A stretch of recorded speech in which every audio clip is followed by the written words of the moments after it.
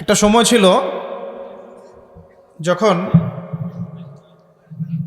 আরবদের নেতৃত্ব ছিল আবু জাহেলের হাতে, আবু লাহাব, উতবা, সাইবা, রাবিআ তাদের হাতে। তো আবু জাহেলদের ওই যুগটাকে বলা হতো আইয়ামে জাহেলিয়াত। কি বলা হতো? আমরা সবাই জানি আইয়ামে জাহেলিয়াত বলা হতো অন্ধকারাচ্ছন্ন যুগ। তো এই যুগের অন্ধকারাচ্ছন্ন পরিবেশে নিমজ্জিত মানুষগুলো ওই যুগটাকে আইয়ামে জাহেলিয়াত বলে আর কি। তো কেন তারা আইয়ামে জাহেলিয়াত বলতো? খুব গভীরভাবে লক্ষ্য করলে দেখা যায় যে সেখানে কয়েকটা মৌলিক পাপ ছিল, কিছু অজ্ঞতা ছিল, এই কারণে সেই যুগটাকে অজ্ঞতার যুগ বলা হতো।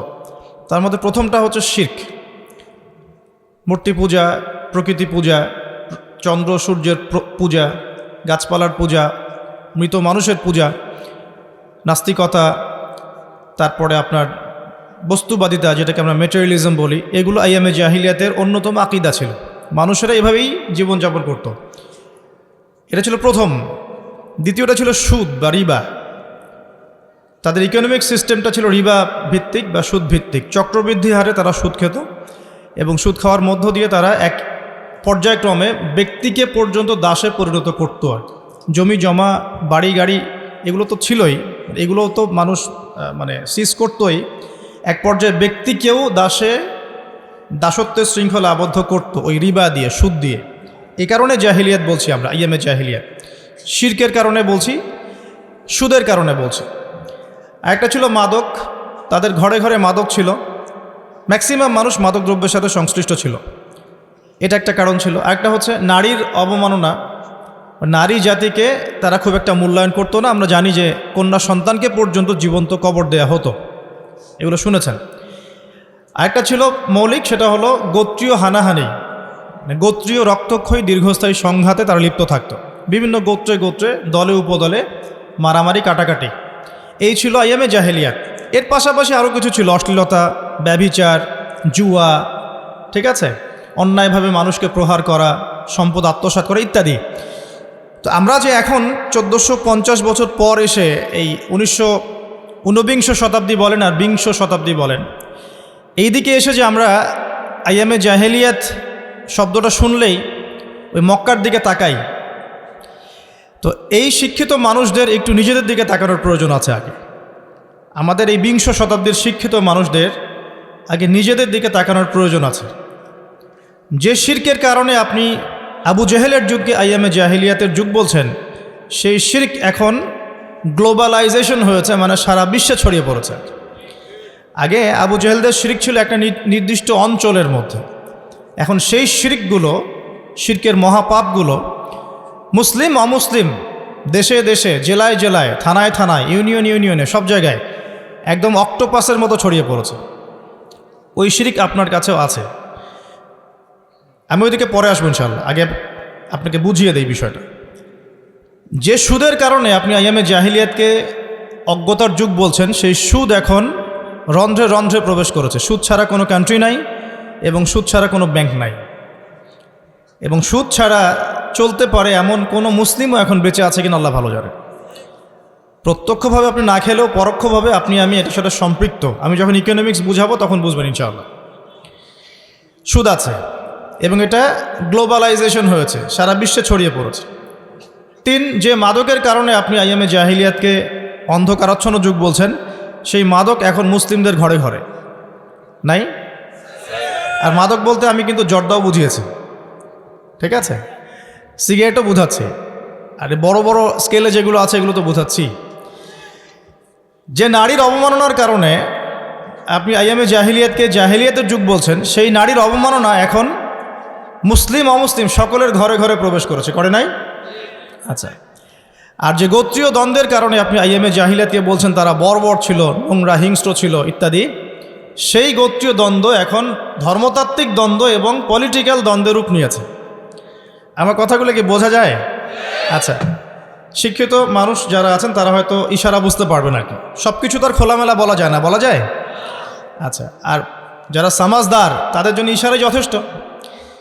তো যে কথাটা বলছিলাম প্রিয় ভাইরা, যে মৌলিক কারণগুলোর কারণে আপনি আইয়ামে জাহিলিয়াতকে দেখে ছি করছেন, ছি কেমন যুগ ছিল, বর্বর, নোংরা, মধ্যযুগীয় ইত্যাদি, সেই প্রত্যেকটা পাপ বা প্রত্যেকটা জাহেলিয়াত বর্তমান বিশ্বে পুরো গ্লোবালাইজেশন মানে বিশ্বের আনাচে কানাচে এগুলো ছড়িয়ে পড়েছে।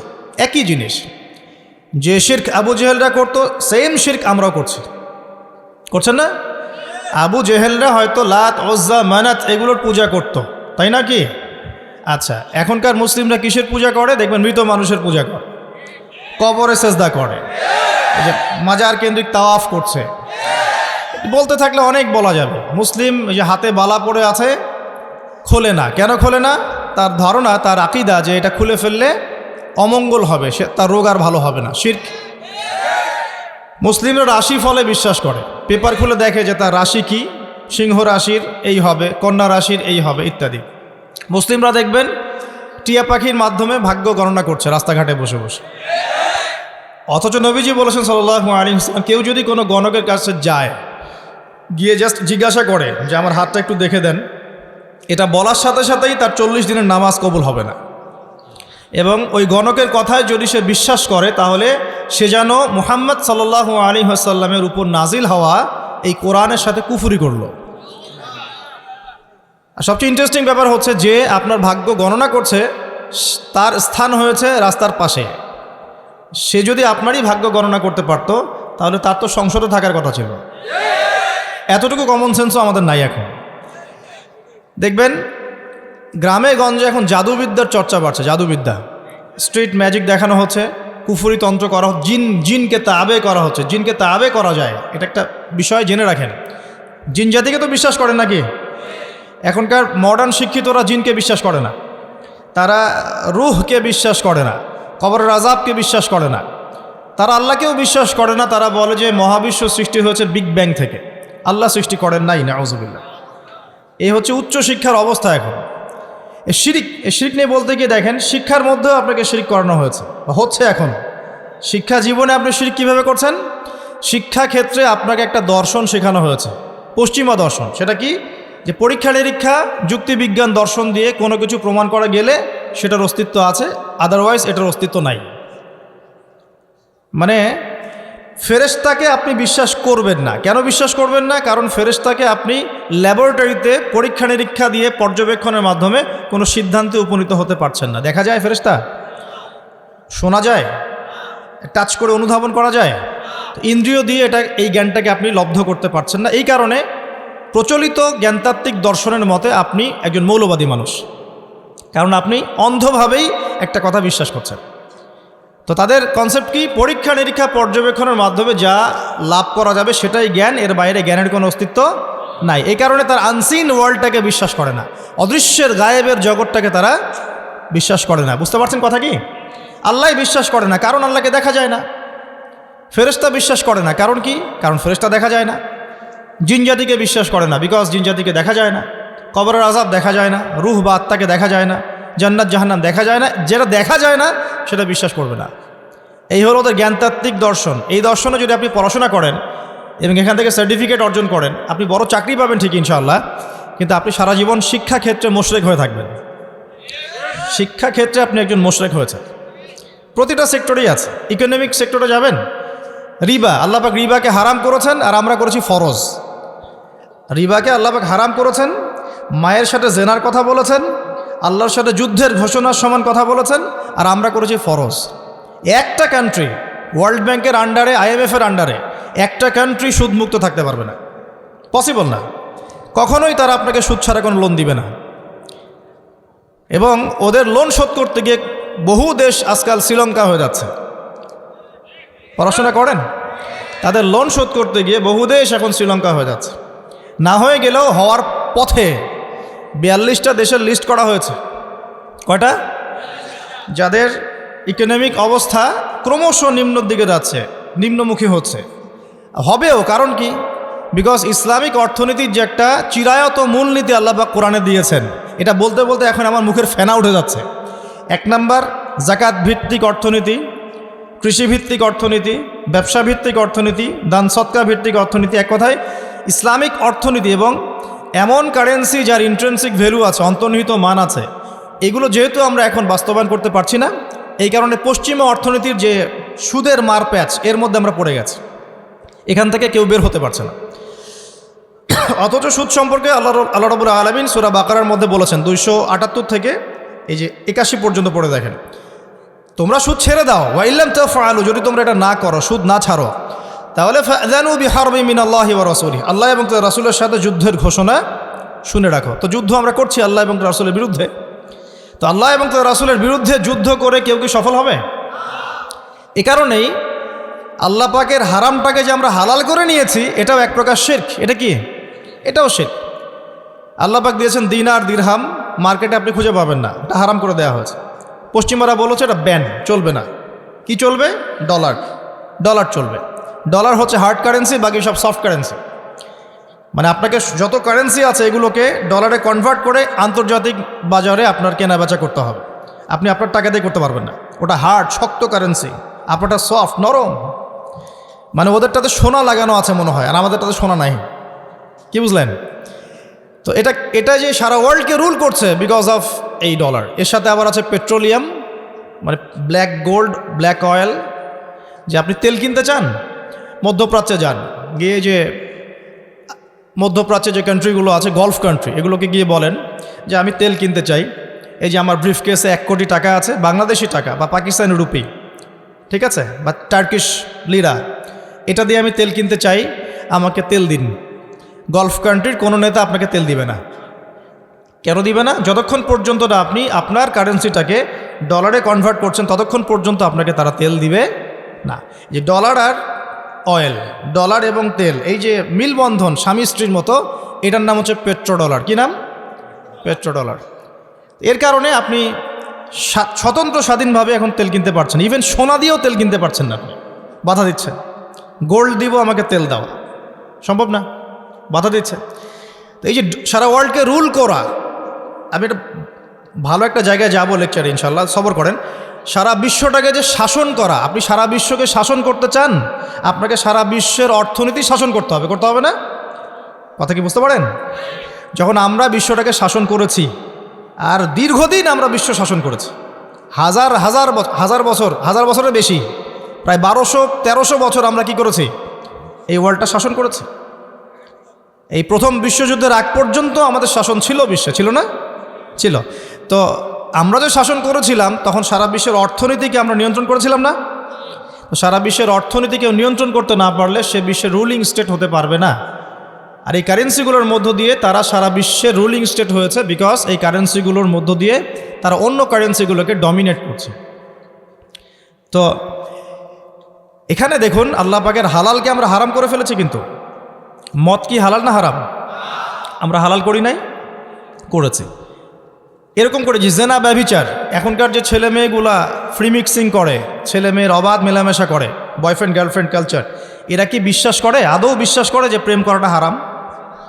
এটা বিশ্বাস করে এটা?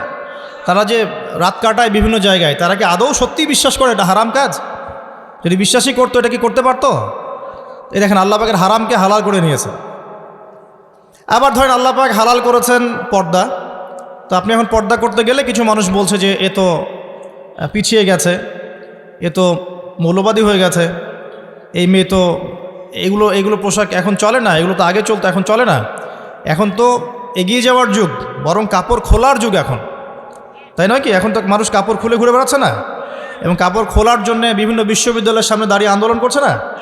এই যে কাপড় খোলার আল্লাহ পাক হালাল করেছেন পর্দা, আপনি ওটাকে হারাম করে কাপড় খোলার দিকে মানুষকে আহ্বান করছেন। এই যে হালালকে হারাম করছেন, দুইটা বিষয় বোঝেন।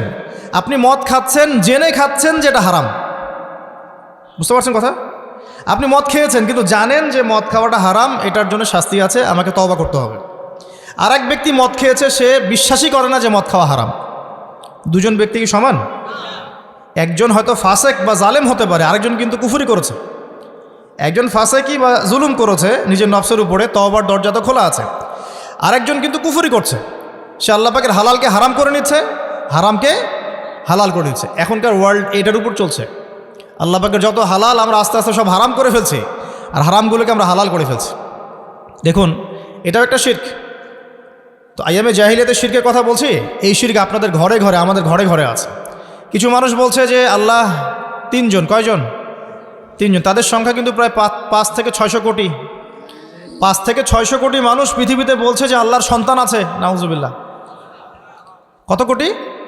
প্রায় 500 থেকে 600 কোটি, 500 থেকে 600 কোটি মানুষ বলছে যে আল্লাহ পাকের নাউজুবিল্লাহ সন্তান আছে। এখন আপনি বলেন যে আমরা একটা কথা বলি যে বেশিরভাগ মানুষ যা বলবে সেটাই সত্য, তাই না? Majority should be granted. আমাদের সমাজে একটা কথা প্রচলিত আছে না, যে 10 জনে যেটা বলে সেটাই ঠিক, তারপরে বেশিরভাগ মানুষের রায় যেখানে সেটাই হবে সত্য মিথ্যার চূড়ান্ত মানদণ্ড। আমাদের একটা কনসেপ্ট আছে না, এটাই তো ডেমোক্রেসি, প্রচলিত ডেমোক্রেসি তো এটাই।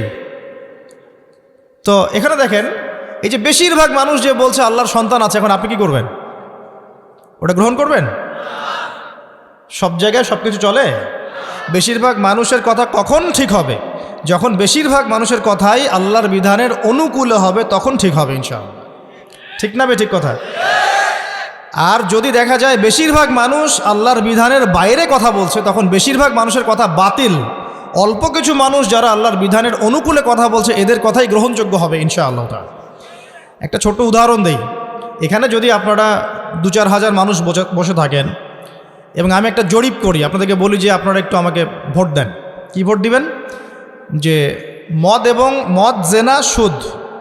জেনা সুদ ঘুষ করাপশন দুর্নীতি এগুলো হালাল কি হারাম? এখন আপনারা ভোটাভুটি বলার দরকার নেই, ভোটাভুটি করবেন, সিল মারবেন। তো দেখা গেল যে ব্যালট কাউন্ট করে দেখা গেল যে ম্যাক্সিমাম লোক বলেছেন এটা হালাল। মদ জেনা সুদ ঘুষ দুর্নীতি ম্যাক্সিমাম বলেছেন হালাল, আর 10-20 জন লোক বলেছে হারাম। আর আপনি আমাকে বলেন, আপনাদের এই প্রচলিত যে কনসেপ্টটা চলছে এর আলোকে বলেন যে কোনটা গ্রহণযোগ্যতা লাভ করবে? বলেন, হারাম না হালাল? এবার হালাল বলতেছে, দেখো। তাহলে মদ জেনা পর্নোগ্রাফি সুদ ঘুষ দুর্নীতি হালাল, কিন্তু বেশিরভাগ মানুষ তো বলছে হালাল। কি করবেন আপনি? তাহলে এখানে মেজরিটি শুড বি গ্রান্টেড, বেশিরভাগ মানুষ যা বলবে সেটাই সত্য, এটা কোথায় গেল? থাকলো? টিকলো? টিকবে না। হ্যাঁ, যদি দুনিয়াতে জোর করে টিকানোও যায়, আসমানে কি টিকবে কিনা? আসমানে টিকবে? আল্লাহর বিচারে টিকবে? টিকবে না। এই হচ্ছে বর্তমান বিশ্বের অবস্থা। এখন বেশিরভাগ মানুষ যা বলছে এটাই সত্য।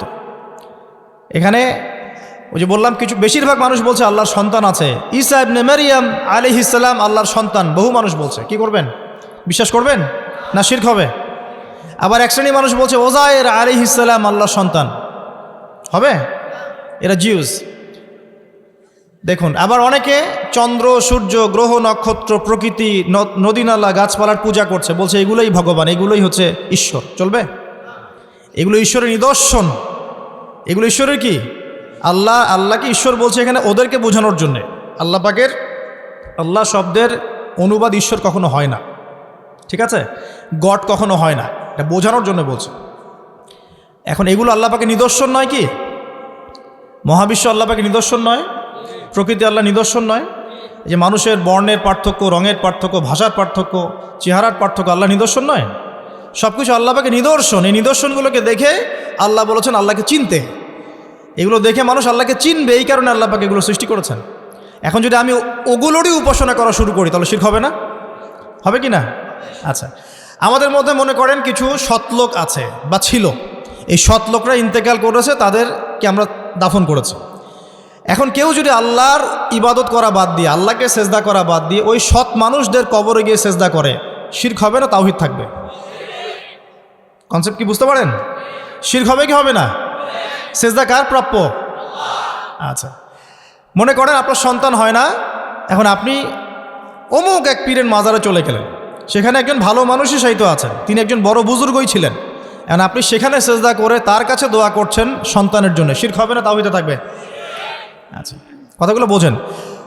আপনাকে আল্লাহ পাক বলেছেন আল্লাহর নামে কসম করতে, কিন্তু আপনি কসম করছেন মায়ের নামে, বাবার নামে, আগুনের নামে, ঠিক আছে, অগ্নি শপথ, বজ্র শপথ, পাথরের নামে, প্রকৃতির নামে শপথ করছেন, শিরক হবে না তাওহীদ থাকবে? শিরক হবে। কেউ যদি বলে যে আমার নাম হচ্ছে শাহিন শাহ, কি নাম? শাহিন শাহ শব্দের অর্থ রাজাধিরাজ, মানে সমস্ত রাজার বড় রাজা, শিরক হবে কি হবে না? কেউ যদি বলে যে আমার মা খুব অসুস্থ ছিল, একটা ভালো ডাক্তার পেয়েছিলাম, এই ডাক্তারটা না থাকলে আমার মাকে বাঁচানো যেত না, কি হবে? আচ্ছা, কেউ যদি দিনের জ্ঞান অর্জন করে শুধুমাত্র এই উদ্দেশ্যে যে সে দুনিয়ার স্বার্থ অর্জন করবে, শিরক হবে না তাওহীদে থাকবে? আচ্ছা, তারপরে মনে করেন ওই যে একটু আগে বলেছি জিনের উপাসনা করছে, ওই দিক থেকে কথা দিকে আসলো, জিনের উপাসনা করছে, জিনকে তাবে করছে, জিনকে বশ করছে এবং জিনের কাছে সে সাহায্য চাচ্ছে এবং এর মধ্য দিয়ে সে কুফরি করছে, তাবিজ করছে, হ্যাঁ, জাদু দেখাচ্ছে মানুষকে, এগুলো শিরক হবে না তাওহীদে থাকবে? শিরক হবে। স্বামী স্ত্রীর মধ্যে মিল নাই, এখন অমুক কবিরাজের কাছে গিয়ে মিল বন্ধন করার জন্য সেখানে তাবিজ কবজ করা হচ্ছে। এক ছেলে এক মেয়েকে অন্যায়ভাবে ভালোবাসে, এগুলো ভালোবাসা না, জেনা। এখন ওই মেয়েটাকে সে পেতে চায়, কবিরাজের কাছে গিয়েছে, ওই মেয়েটাকে আমি চাই, আমার সাথে কিভাবে তার ভালো সম্পর্ক হবে, একটা তাবিজ দিয়ে দেন। শিরক হবে না তাওহীদে থাকবে? বলা হচ্ছে কেমন আছেন, বলছে ভালো আছি কিন্তু যুগটা ভালো না, এই যুগটা খুব খারাপ। যুগটা কি খুব খারাপ? যুগটাকে গালি দিল বা বাতাসকে গালি দিল। যদি কেউ যুগ বা সময়কে গালি দেয় এটাতেও শিরক হবে। কি হবে? যদি আপনাকে বলি যে ভাই এটা কি পারবেন, সে বলল হ্যাঁ পারবো, আগামীকাল করব। কি বলল? আগামীকাল করব, ইনশাআল্লাহ বলল না, তাওহীদে থাকবে? বলতে হবে ইনশাআল্লাহ আগামীকাল করব। অনেক বিষয় আছে, এগুলো বলতে গেলে সারা রাত চলে যাবে। এক কথায় আমি শর্ট করে বুঝে আপনাকে যে আকীদা, বিশ্বাসের মধ্যে মানুষ শিরক করছে। এখন যে কেউ বিশ্বাস করছে আল্লাহ বলতে কেউ নাই, বিগ ব্যাং দিয়ে মহাবিশ্ব সৃষ্টি হয়েছে। কেউ বলছে আল্লাহ আছেন, আরোহ ইলাহ আছে, আল্লাহ আছেন, আরোহ ইলাহ আছে, শিরক হয়ে যাবে। কেউ বলছে যে আল্লাহ পর্যন্ত পৌঁছাতে আমার মাধ্যম লাগবে। মাধ্যম হচ্ছে মৃত মানুষেরা, যারা বড় বড় সৎ মানুষ ছিলেন, পীর বুজুর্গ ছিলেন, যারা মারা গেছেন, তাদের ইবাদতের মধ্য দিয়ে, তাদের কাছে সেজদা করার মধ্য দিয়ে আমি আল্লাহর পর্যন্ত পৌঁছে যাব। শিরক হবে না? আল্লাহ আল্লাহকে সেজদা করতে বলেছেন, আমরা যদি আল্লাহকে সেজদা না করে অন্য কাউকে সেজদা করি কি হবে? আল্লাহ পাক বলেছেন মুখলিসিন লাহুদ্দিন, ইখলাসের সাথে আল্লাহর সন্তুষ্টি অর্জনের জন্য নামাজ পড়তে, কুরবানি করতে। আপনি নামাজে দাঁড়িয়েছেন, লোকজন আপনাকে দেখছে, লোকজন যে আপনাকে দেখছে তাদের দৃষ্টিতে ভালো হওয়ার জন্য আপনি নামাজটাকে সুন্দর করে পড়ছেন ধীর স্থিরভাবে, শিরক হবে কি হবে না? শিরক হবে। তো এই যে বিশ্বাসের মধ্যে অনেক শিরক হয়, আবার কর্মগত শিরক হয়ে যায়, কাজ করতে গিয়ে মানুষ শিরক করে ফেলে, আবার কথায় মানুষ শিরক করে। আমি বুঝাতে যাচ্ছি শুধু ধর্মতাত্ত্বিক ক্ষেত্রেই শিরক সীমাবদ্ধ তা নয়, এটা আপনার পড়াশোনার মধ্যেও ঢুকেছে, আপনার অর্থনীতিতে ঢুকেছে, আপনার সংস্কৃতির মধ্যেও শিরক ঢুকেছে, এবং পলিটিক্সের মধ্যে শিরক তো অনেক আগে থেকেই ছিল। এই সব কিছু মিলিয়ে এখনকার বিশ্বের শিরকটাকে গ্লোবালাইজেশন করা হয়েছে, মানে সারা বিশ্বে ছড়িয়ে দেওয়া হয়েছে। এখন শিরকের যে স্কেল, আবু জাহেল আবু লাহাবদের যে শিরকের স্কেল ছিল সেটা যদি এতটুকু হয়, এখনকার শিরকের স্কেল এত বড়। এখন বলেন কে জাহিলিয়াতের মধ্যে আছে? ওরাই কি শুধু আইয়ামে জাহিলিয়াতে ছিল না? আমরাও আছি। ওদের প্রবলেম ছিল রিবা। এখন এই রিবা বা সুদ সারা বিশ্বে ছড়িয়ে পড়েছে কি পড়ে নাই? সুদ খান না আপনি? খান, না হলে দেন, না হলে সাক্ষী থাকেন, না হলে লিখে রাখেন, কিছু একটা তো করেন। এই যে নবী সাল্লাল্লাহু আলাইহি ওয়াসাল্লাম বলেছেন আলামাতুস সাআ, কিয়ামতের অন্যতম এক নিদর্শন হচ্ছে ওয়া আন তারাল হুফাতাল উরাতাল আলাতা রিয়াশাই ইয়াতাতাওয়ালুনা ফিল বুনিয়ান। কিয়ামতের অন্যতম নিদর্শন হচ্ছে সমাজের সবচেয়ে নিম্ন শ্রেণীর মানুষ, রাখাল শ্রেণীর মানুষ, রাখাল পায়ে স্যান্ডেল নাই, গায়ে জামা নাই, এইরকম শ্রেণীর মানুষ উঁচু উঁচু বিল্ডিং নির্মাণের প্রতিযোগিতা করবে। কি করবে? প্রতিযোগিতা করবে। দেখেন একটু বুঝাই, ওই সময় কিন্তু রোমানদের বিল্ডিং ছিল, পারস্যের বিল্ডিং ছিল, চাইনিজ সভ্যতা ছিল, অনেক সভ্যতা তখনও ছিল। নবীজি বলেন নাই যে ধনীরা প্রতিযোগিতা করবে, নবীজি বলছেন গরিব রাখাল শ্রেণীর মানুষরা বিল্ডিং নির্মাণের প্রতিযোগিতা যখন করবে তখন কিয়ামত হবে। এটা কিয়ামতের সাইন, নিদর্শন। আমাকে উত্তর দেন, কিভাবে একজন গরিব মানুষ যার স্যান্ডেল কেনার টাকা নাই সে কিভাবে উঁচু বিল্ডিং করতে পারে? How is this possible? কিভাবে সম্ভব? দুইটা ওয়ে আছে, এক রিবা, যান লোন নেন বিল্ডিং করেন, ব্যাস। আর কি? করাপশন, অন্যের সম্পদ আত্মসাৎ করেন, আপনি এটা করতে পারবেন। আমানতের খেয়ানত করেন, সত্যকে মিথ্যা বানান, মিথ্যাকে সত্য বানান, সুদ খান, ঘুষ খান, দুর্নীতি করেন, আপনি এটা করতে পারেন। তো দেখুন, তাহলে এটা সারা ওয়ার্ল্ডে ছড়িয়ে পড়েছে কি পড়ে নাই? আমরা সবাই কম বেশি রিবার সাথে সম্পৃক্ত আছি। এবং মাদকের কথা বলেছি, সারা বিশ্বে ছড়ায় নাই। আমাদের ইয়াং জেনারেশনের দিকে তাকিয়ে দেখেন, আমাদের ইয়াং জেনারেশনের দিকে তাকিয়ে দেখেন, তারা কি মাদকের সাথে সম্পৃক্ত নন? সিগারেট খায় না এমন যুবক কয়জন আছে এখানে? মাশাআল্লাহ, ঠিক আছে, আপনার আল্লাহ পাক কবুল করুন, আমিন। ইসলামপন্থীদের দ্বারাই কিছুটা সম্ভব, ইসলামপন্থীদের দ্বারাই সম্ভব আসলে মাদক থেকে দূরে থাকা। অন্যদের দ্বারা কি সম্ভব? প্রত্যেকটা ইউনিভার্সিটিতে যান, আমরা পড়াশোনা করেছি না, ছেলে মেয়ে একসাথে বসে স্মোক করছে, করছে না? করছে। মানুষ স্মোক করাটা তো এখন ফ্যাশন, এখন তো মানুষ গাঁজা, ইয়াবা, ফেন্সিডিল, হেরোইন এই পর্যন্ত চলে গেছে, চাই নাই? এবং মাদকের যে ভয়াবহতা, আমাদের মাদকদ্রব্য নিয়ন্ত্রণ অধিদপ্তরকে জিজ্ঞাসা করলে বুঝবেন যে কি পরিমাণ মাদক বাংলাদেশে চলছে এখন। তো এই জাহেলিয়াত এখন নাই ভাই? আচ্ছা, তারপরে নারীর যে অবমাননার কথা বলেছিলাম, এটা নাই? মেয়েদের কোনো সম্মান আছে এখন? মেয়েদের ইজ্জত সম্মানের কোনো দাম আছে এখন? এই যে পর্ন ইন্ডাস্ট্রি বলে একটা কথা আছে, পর্ন ইন্ডাস্ট্রি, সারা ওয়ার্ল্ডে যে পর্নের একটা ইন্ডাস্ট্রি চলছে, এখানে মেয়েদেরকে পণ্য বানানো হয়নি? যখন একটা মেয়ের ইজ্জতকে বিক্রি করে দেওয়া হয়, মুসলিমরা তার বিপক্ষে কথা বলে, তখন কিছু নারীবাদীরা মুসলিমদের বিপক্ষে দাঁড়িয়ে যায়। কিন্তু ওই নারীবাদীরা তখন দাঁড়ায় না যখন এই মেয়েদেরকে পতিতালয়ে যেতে হচ্ছে, দাঁড়ায় না, বরং যখন তারা পতিতালয় থেকে ফেরত আসছে, তখন স্লোগান দিচ্ছে যে আমার দেহ আমার সিদ্ধান্ত, আপনি কথা বলার কে? সুবহানাল্লাহ, নাউজুবিল্লাহ। তো দেখুন মেয়েদের কোন জায়গায় নিয়ে আসছে এখন আমরা। একটা বাচ্চা মেয়েকে এখন সেফ মনে করা হচ্ছে না, একটা বাচ্চা মেয়েও এখন ধর্ষণ থেকে রেহাই পাচ্ছে না। এর জন্য শুধু কি মেয়েটা দায়ী? মেয়েটার এখানে কি দোষ আছে? দোষ কার? নিঃসন্দেহে আমাদের। এবং পর্নোগ্রাফির ফলে প্রত্যেকটা পুরুষকে জানোয়ার বানানো হচ্ছে।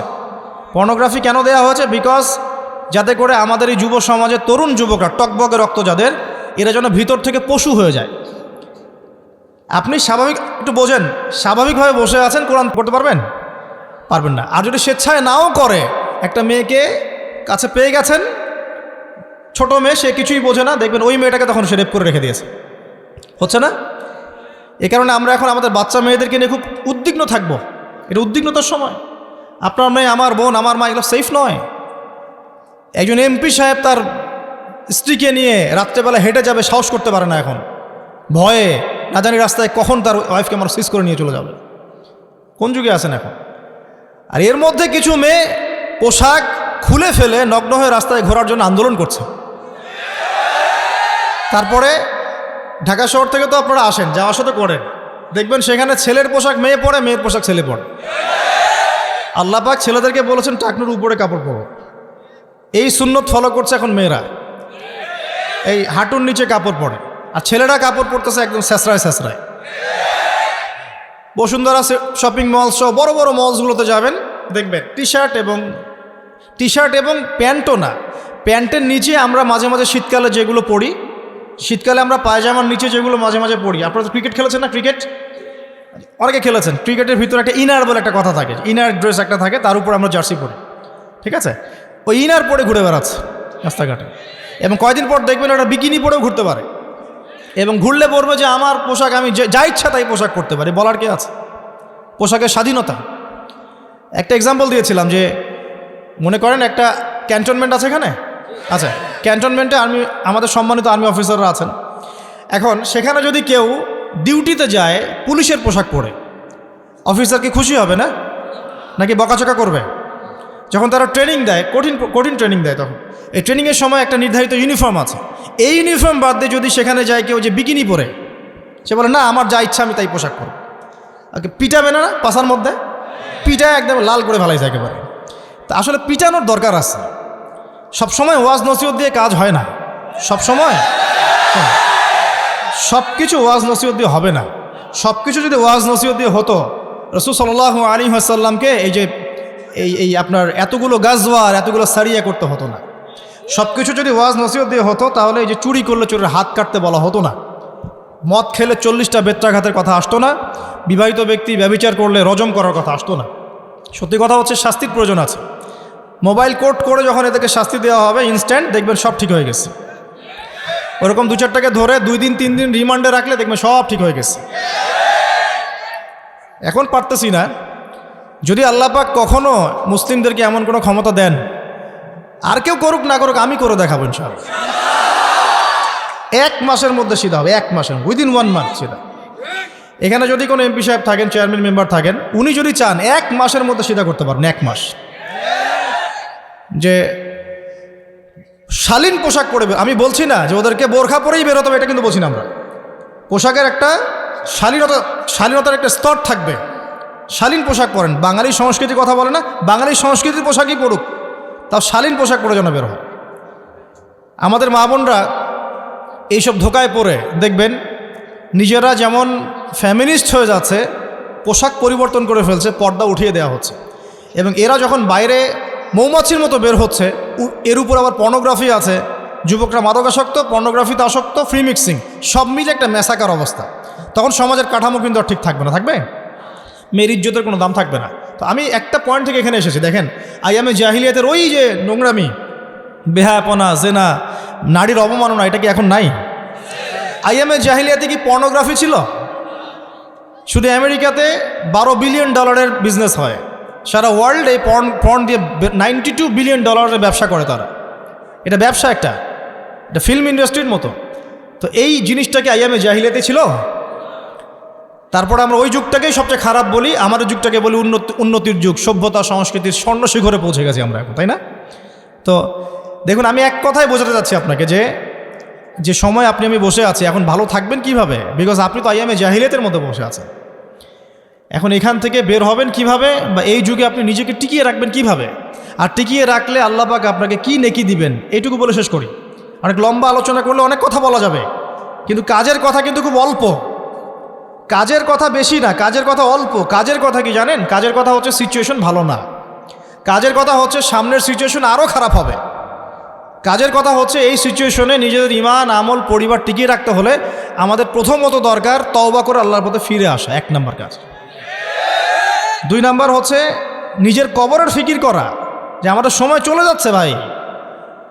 ওই যে ইমাম রাজি রাহিমাহুল্লাহ একটা ঘটনা আছে সূরা আসরের তাফসিরে পড়লে দেখবেন, জালালাইনে আছে, মারিফুল কোরআন এবং ইবনে কাসিরেও আছে, যে তিনি বলছেন যে আমি সূরা আসর ওয়াল আসরি এর ব্যাখ্যা বা এর যে ইন্টারপ্রিটেশন, এটা শিখেছি কোথায়?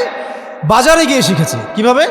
বাজারে গিয়ে তিনি দেখেছেন যে একজন বরফ বিক্রেতা সূর্য ডুবে যাচ্ছে, বাজার ক্লোজ হয়ে যাবে, তো বরফ বিক্রেতা চিৎকার করে বলছে, কেউ কি আছো আমার এই বরফ কিনবে? কেউ কি আছো আমার এই বরফ কিনবে? আমার বরফ গলে যাচ্ছে, তোমরা সেই বরফওয়ালার উপর রহম করো যার পুঁজি শেষ হয়ে যাচ্ছে। অন্য ব্যবসায়ীরা কিন্তু এমন করছেন না, যার কাপড়ের ব্যবসা, তরিতরকারির ব্যবসা, তিনি কিন্তু এভাবে চিৎকার করছেন না। কারণ কাপড়ের ব্যবসা আজকে বিক্রি না হলেও কালকে আপনি বিক্রি করতে পারবেন, তরিতরকারি একটু যদি নষ্টও হয় কালকে বিক্রি করতে পারবেন না? এই বরফ বিক্রেতার অবস্থা কিন্তু ভয়াবহ। সে বলছে যে আমার বরফ এখনই কিনো, রহম করো আমার উপর, না হলে বরফ গলে শেষ হয়ে যাবে। ইমাম রাজি রাহিমাহুল্লাহ বলছেন, এই দিন আমি সূরা আসর ওয়াল আসরি, সময়ের কসম, এর ব্যাখ্যা শিখেছি। তো আমাদের হায়াত টাইপেও যাচ্ছে না ভাই, কবরের ফিকির করতে হবে, তওবা করে আল্লাহর পথে ফিরে আসতে হবে। কাজের কথা খুব কম, আর কি ইলম অর্জন করতে হবে, কোনো বিকল্প নাই। আর ইলম অর্জন করতে আপনার দুনিয়াবি কোনো বাধা যেন আপনাকে বাধা না দেয়, দুনিয়াবি কোনো ব্যস্ততা আপনার পথে অন্তরায় হয়ে না দাঁড়ায়, খেয়াল রাখতে হবে। বউ বাচ্চা, স্বামী সন্তান, টাকা পয়সা, ব্যবসা বাণিজ্য, সব কিছুর ঊর্ধ্বে ইলম অর্জনকে অগ্রাধিকার দিতে হবে। ইলম অর্জন না করতে পারলে আপনি আমল বেশি করতে পারবেন না, বা জেনে বুঝে আমল করতে পারবেন না, সিচুয়েশন বুঝতেও পারবেন না, করণীয় ফিক্স করতে পারবেন না। ইলমের দরকার আছে। আর ইলমটা আমি একমুখী ইলম কখনো বুঝাচ্ছি না, আমি বুঝাচ্ছি বহুমুখী জ্ঞান। মানে আপনাকে কোরআন হাদিসের সাথে সাথে, আমি নিজেকেও বলছি, কোরআন হাদিসের সাথে সাথে উসুল, ফিক এগুলো পড়তে হবে, পাশাপাশি রাসূলের সিরাত, ইসলামিক হিস্ট্রি, ইসলামিক অর্থনীতি, ঠিক আছে, ইসলামিক জিওপলিটিক্স, এগুলো সম্পর্কে ধারণা রাখতে হবে। আদারওয়াইজ আপনি এই বিশ্বকে ডিল করতে পারবেন না। এবং জেনারেল লাইনে যারা পড়ছেন, পড়াশোনা কন্টিনিউ করবেন, ওই জ্ঞানটাকেই আপনি আপনার মেধা, প্রজ্ঞা, বুদ্ধি দিয়ে ইসলামের খেদমতে কাজে লাগাবেন, পারবেন না ইনশাআল্লাহ। নিয়তটা পরিবর্তন করলে একজন রাজনৈতিক নেতা হোক, অর্থনৈতিক নেতা হোক, আর সমাজ নেতা হোক, আর পরিবারের নেতা হোক, যেই হোক না কেন, সে দিনের খেদমত করতে পারবে ইনশাআল্লাহ। নিয়ত পরিবর্তন করতে হবে। আপনাকে আল্লাহ পাক ক্ষমতা দিয়েছেন, আলহামদুলিল্লাহ, আল্লাহ পাক আরও দোয়া করি। এখন এই ক্ষমতাটাকে কাজে লাগাতে হবে দিনের কল্যাণে।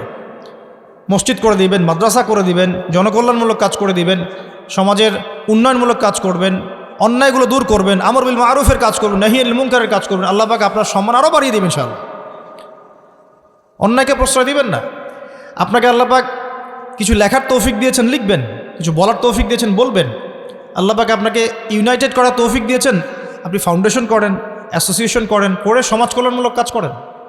আল্লাহ পাক যা দিয়েছেন সেটাকে দিনের পথে কাজে লাগান। আল্লাহ পাক তৌফিক দান করুন। জ্ঞানটা অর্জন করতে হবে। জ্ঞান অর্জনের পরে আমলের দরকার আছে। আমল ছাড়া শুধু জ্ঞান দিয়ে লাভ নাই। লাভ আছে? আমলের প্রয়োজন আছে না? আমরা জেনেছি, এখন আমল করব। আর আমল করার জন্য সবচেয়ে শ্রেষ্ঠ মাধ্যমটা কি?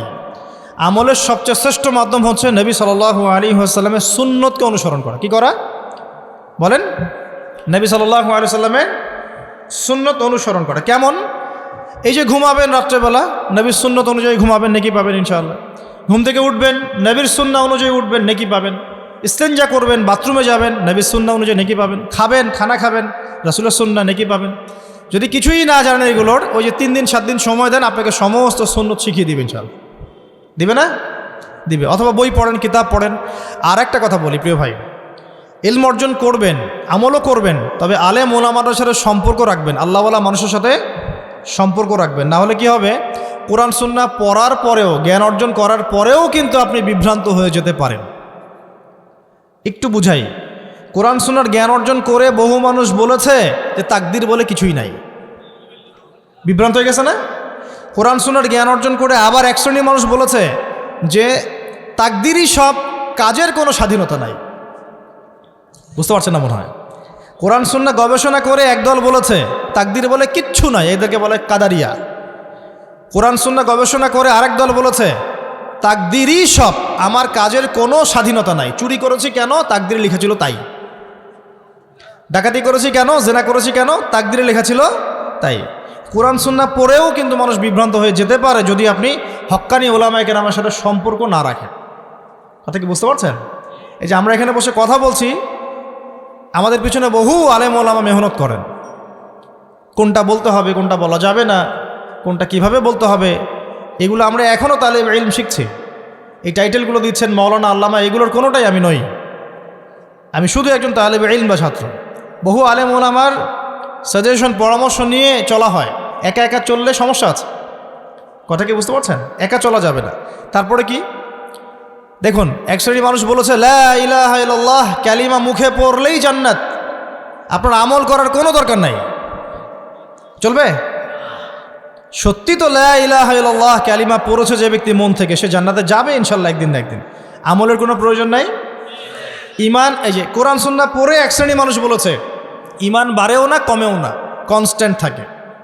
মানে তার ইমান যেমন, আবু বকর সিদ্দিক রাদিয়াল্লাহু আনহুর ইমানও তেমন। তাই কি? ইমান, আল ইমান ইয়াজিদু ফিত তাআ, ইমান বাড়ে আনুগত্যে, ওয়ায়ানকুসু ফিল মাসিয়া, এবং অবাধ্যতা ইমান কমে যায়। তাই নয় কি? তো এই যে কোরআন সুন্নাহ গবেষণা করেও মানুষ বিভ্রান্ত হচ্ছে। এই যে নতুন এক শ্রেণী টাটকা বের হয়েছে, ওই যে ফ্রেঞ্চ কার্ড দাঁড়িয়ে রেখে ঘুরে বেড়ায়। হ্যাঁ, আর ওই বলছে সব মসজিদ মাদ্রাসা আলেম ওলামা যা আছে, চোখটা বন্ধ করে বলল সব মসজিদ মাদ্রাসা আলেম ওলামা যা সব কাফের। মানে সব এরা বিভ্রান্ত, কেউ লা ইলাহা ইল্লাল্লাহ বোঝে না, ও একাই বোঝে। মহিলাদেরকে দলে ভিড়ায়, মহিলাগুলা ভাড়া করা লোক দলে ভিড়িয়ে দাওয়াত দিচ্ছে মানুষকে, দাওয়াত, মানুষের কাছে কি দাওয়াতই কাজ করছে, বই বিক্রি করছে। না আছে চেহারায় দাড়ি, না আছে কোনো ইসলামিক পোশাক, না লেবাস, না আছে টাকনুর উপরে প্যান্ট, না কোরআনটুকু সহি করে পড়তে পারে, দাওয়াত দিয়ে বেড়াচ্ছে। সম্ভব? এতই সহজ? কোরআন সুন্নাহ গবেষণা করে এতই সহজ? আশ্চর্য একটা ব্যাপার। আরও এক শ্রেণী দেখলাম, এবং এদের সংখ্যা আমাদের উত্তরবঙ্গে বেশি। কি সেটা? যে মুহাম্মদ সাল্লাল্লাহু আলাইহি ওয়াসাল্লাম শেষ নবী নন নাকি, কোরআন সুন্নাতেই নাকি আছে যে তারপরে আরও নবী আসতে পারে, নাউজুবিল্লাহ। এবং সে একবার দাবি করেছে সে হচ্ছে মাহদি, তারপর দাবি করেছে সে হচ্ছে ঈসা আলাইহিস সালাম, তারপরে দাবি করেছে সে নবী, আরেকজন নবী, মানে সে নবী। আর আমরা জানি কোরআন এবং হাদিস থেকে ইমামুল মাহদি কথা বলবেন আরবি ভাষায়, কারণ তিনি নবী সাল্লাল্লাহু আলাইহি ওয়াসাল্লামের বংশধর থেকে আসবেন। আর এই ইমামুল মাহদি হচ্ছেন এমন একজন ব্যক্তি যিনি পাঞ্জাবের ভাষায় কথা বলেন। অনেক ইমাম মাহদি বেরোচ্ছে না এখন, বুয়েটে একটা বের হয়, চট্টর ওইদিকে একটা বের হয়, ওইদিকে একটা বের হয়, তুরস্কে একটা বের হয়। মনে রাখবেন, শোনেন, মনে রাখবেন, মালহামা হচ্ছে পরবর্তী ঘটনা। বিশ্বের পরবর্তী ঘটনা হচ্ছে মালহামা, মহাযুদ্ধ। মালহামা না হওয়া পর্যন্ত ইমামুল মাহদি আসবেন না, ফুল স্টপ। কি না হওয়া পর্যন্ত? মালহামা। মালহামা কি? দ্য গ্রেট ওয়ার, মহাযুদ্ধ। এবং এটা হবেই, সারা ওয়ার্ল্ডে একটা বিশাল যুদ্ধ হবে, বিশাল, যেটা বিশ্ববাসী প্রথম বিশ্বযুদ্ধেও দেখে নাই, দ্বিতীয় বিশ্বযুদ্ধেও দেখে নাই। ভবিষ্যৎবাণী নয়, ইন্টারপ্রিটেশন, কোরআন সুন্নাহ থেকে বলছি। ব্যাখ্যা যদি জানতে চান পার্সোনালি দেখা করেন। মালহামা আগে, তারপর ইমাম মাহদির আগমন, তারপরে এরপরে ঈসা ইবনে মারিয়ামের প্রত্যাবর্তন। সিকোয়েন্স বুঝতে পারছেন? এখন হুট করে কেউ যদি বলে আমি মাহদি, বিশ্বাস করবেন? মালহামা হতে হবে আগে, তারপর যাই হোক। দেখুন, কোরআন সুন্নাহ গবেষণা করেও মানুষ এগুলো কথা বলছে। তারপরে বলছে যে কবিরা গুনাহ যদি কেউ করে সে কাফের হয়ে যাবে। কি হবে? কবিরা গুনাহ করলেই কেউ কাফের হয়ে যায়। এরা আবার একটা উগ্রপন্থী দল। আসলে কি তাই? কবিরা গুনাহ কেউ যদি করে ফেলে তার কি তওবার দরজা খোলা নাই? আছে। আবার একদল এসেছে মুতাজিলা, তারা বলছে যে যুক্তি দিয়ে কোরআন সুন্নাহর যা বুঝবো তাই মানব, যুক্তির বাইরে কিছু মানব না। ঠিক আছে, এটা একটা দল। আপনি কি যুক্তির বাইরে মানবেন না? সব কিছু কি যুক্তি দিয়ে ব্যাখ্যা করতে পারবেন? ওই যে ইব্রাহিম আলাইহিস সালামের সন্তানকে যে কুরবানি করতে বলা হয়েছে কি? ইব্রাহিম আলাইহিস সালামের সন্তানকে কুরবানি করতে বলা হচ্ছে, এর পিছনে কি যুক্তি আছে বলেন? একটা বাচ্চাকে হত্যা করার পিছনে কি যুক্তি থাকতে পারে? বিজ্ঞান কি? দর্শন কি? তো এখানে বিজ্ঞান দর্শন যুক্তির কোনো সময় আছে? এখানে মূল বিষয় আল্লাহর আদেশ। যখন আল্লাহ পাকের আদেশ চলে আসবে, আত্মসমর্পণ করতে হবে, এর নাম ইসলাম। আত্মসমর্পণ নাই, ইসলাম নাই। অতএব যুক্তির আলোকে মানবো, যুক্তি না থাকলে মানবো না, এই কনসেপ্ট চলবে না। একটা বিষয় বোঝাতে কি এতদূর চলে আসলাম। দেখেন, কোরআন সুন্নাহ পড়বেন, বুঝবেন, আমল করবেন, সব ঠিক আছে, কিন্তু ওলামায়ে কেরামের সাথে, হক্কানি ওলামায়ে কেরামের সাথে সম্পর্ক রাখতে হবে। না রাখলে আপনি কোরআন সুন্নাহ পড়েও কিন্তু বিভ্রান্ত হতে পারে। আল্লাহ পাক হেফাজত করুন। এরপরে পরিবারের আদর্শ ঠিক করবেন। ওই যে এক কথা বারবার বলি, পরিবারে চাল ডাল থাক না থাক, আপনার ঈমান থাকতে হবে। পরিবারে খাবার থাক না থাক, পর্দা থাকতে হবে, তালিম থাকবে, কোরআনের মেহনত থাকবে, সন্তানদেরকে প্রতিপালন হবে ইসলামিক পদ্ধতিতে। আল্লাহ পাক তৌফিক দান করুন। রিজিকে যাবেন, রিজিকে কোনো হারাম রিজিকে যাওয়া যাবে না, হালাল রিজিকে থাকতে হবে। আল্লাহ পাক তৌফিক দান করুন, আমিন। এরপরে আপনি আপনার সাধ্যমতো দিনের দাওয়াতি কাজ করবেন, আমর বিল মারুফ নাহি আনিল মুনকারের কাজ করবেন। ইনশাআল্লাহ তাআলা সকলের ঐক্যবদ্ধ প্রচেষ্টায় ইসলাম বিজয়ী হবে ইনশাআল্লাহ। আমি শেষ করার আগে একটা আয়াত বলে সুখবর দিয়ে শেষ করি। আল্লাহ রাব্বুল আলামিন সূরা হামিম সেজদায়, একটু বসেন প্লিজ, বিশৃঙ্খলা করেন না। হামিম সেজদার মধ্যে আল্লাহ রাব্বুল আলামিন বলছেন, ইন্নাল্লাযীনা ক্বালু রাব্বুনাল্লাহ, নিশ্চয়ই যারা বলে যে আমাদের রব আল্লাহ। আমাদের রব কে? মানে আল্লাহর সাথে কাউকে শিরিক করে না, আল্লাহর তাওহীদে থাকে। প্রথমে শিরিক বুঝিয়েছি না? আল্লাহর তাওহীদে থাকে, একত্ববাদে থাকে, শিরকে যায় না। নিশ্চয়ই যারা আল্লাহ পাকের তাওহীদের উপর থাকে, যারা বলে রব্বুনাল্লাহ, আমাদের রব কে? আল্লাহ, সুম্মা ইসতাকামু, এরপরে এই ঈমানের উপর, ইসলামের উপর দৃঢ় থাকে, নড়ে চড়ে যায় না, একদম সুদৃঢ় থাকে, ইস্তেকামা। তাদের কি হবে? তাতানাজ্জালু আলাইহিমুল মালায়েকা, আল্লাহর ফেরেশতারা তাদের কাছে চলে আসবেন ইনশাআল্লাহ, এসে বলবেন, তাতানাজ্জালু আলাইহিমুল মালায়েকা আল্লা তাখাফু ওয়া লা তাহজানু, তোমরা ভয় করো না, দুশ্চিন্তাগ্রস্ত হয়ো না। আল্লা তাখাফু ওয়া লা তাহজানু ওয়া আবশিরু বিল জান্নাহ, এবং তোমরা জান্নাতের সুসংবাদ গ্রহণ করো। সুবহানাল্লাহ। নাহনু আউলিয়াউকুম ফিল হায়াতিদ দুনিয়া, এই দুনিয়াতে আমরা তোমাদের বন্ধু, আউলিয়া। নাহনু আউলিয়াউকুম ফিল হায়াতিদ দুনিয়া ওয়া ফিল আখিরা, এবং পরকালেও আমরা তোমাদের বন্ধু। ওয়ালাকুম ফিহা মা তাশতাহি আনফুসুকুম ওয়ালাকুম ফিহা মা তাদউন, এবং সেই পরকালে, সেই জান্নাতে তোমরা যা চাচ্ছ সব পাবে ইনশাআল্লাহ, তোমাদের মন যা কল্পনা করে সেগুলো পাবে ইনশাআল্লাহ। নুজুলাম মিন গফুর রহিম, এবং এটা আল্লাহ রাব্বুল আলামিন গফুর রহিমের পক্ষ থেকে একটা মেহমানদারি পুরস্কার, মহাপুরস্কার। কারা পাবে ভাই? যারা বলবে আমাদের রবকে, আল্লাহর তাওহীদে থাকবে, সমস্ত জাহিলিয়াত থেকে সম্পর্ক ছিন্ন করবে, ছিন্ন করে ইস্তেকামা, সুদৃঢ় থাকবে, ঈমানের উপর সুদৃঢ় থাকবে, 5 ওয়াক্ত নামাজ ছাড়বে না, রোজা ছাড়বে না, যাকাত ছাড়বে না, হজ করবে সামর্থ্য হলে হজ উমরা করবে, কালিমার উপর থাকবে, সুন্নতে থাকবে, তাওহীদে থাকবে। যারা হালাল খাবে, হারামে যাবে না, দিনকে এগিয়ে নেওয়ার জন্য জান মাল সময় শ্রম দিয়ে আল্লাহর পথে মুজাহাদা চালাবে, ইস্তেকামা, সুদৃঢ় থাকবে, টলে যাবে না। আল্লাহ পাক বলছেন তাদের জন্য জান্নাতের মেহমানদারি প্রস্তুত করা আছে ইনশাআল্লাহ। আমরা দোয়া করি আল্লাহ রাব্বুল আলামিন আমাদের সবাইকে ঈমান এবং ইসলামের উপর ইস্তেকামা সুদৃঢ়তা দান করুন, আমিন। এর পরের আয়াতে আল্লাহ পাক যেটা বলেছেন বলে শেষ করে দিই। আল্লাহ পাক বলছেন ওয়ামান আহসানু কাওলাম মিম্মান দাআ ইলাল্লাহ, এরপরে তার চেয়ে উত্তম কে হতে পারে, সেই ব্যক্তির চেয়ে উত্তম আর কে হতে পারে যে মানুষকে আল্লাহর দিকে ডাকে। কার দিকে ডাকে? আল্লাহর দিকে। ইস্তেকামা অর্জন হয়েছে, এখন আপনি দাওয়াতের কাজ করবেন, মানুষকে আল্লাহর দিকে ডাকবেন এবং ওয়া আমিলা সালিহান, নিজেও সৎ আমল করে। ওয়া ক্বালা ইন্নানী মিনাল মুসলিমিন, এবং বলে যে আমি মুসলিমদের একজন, আত্মসমর্পণকারীদের একজন। আল্লাহ পাক আমাদের সবাইকে দিনের দাওয়াতে কাজ করার তৌফিক দান করুন এবং আমাদেরকে বেশি বেশি আমলে সালেহ করার তৌফিক দান করুন।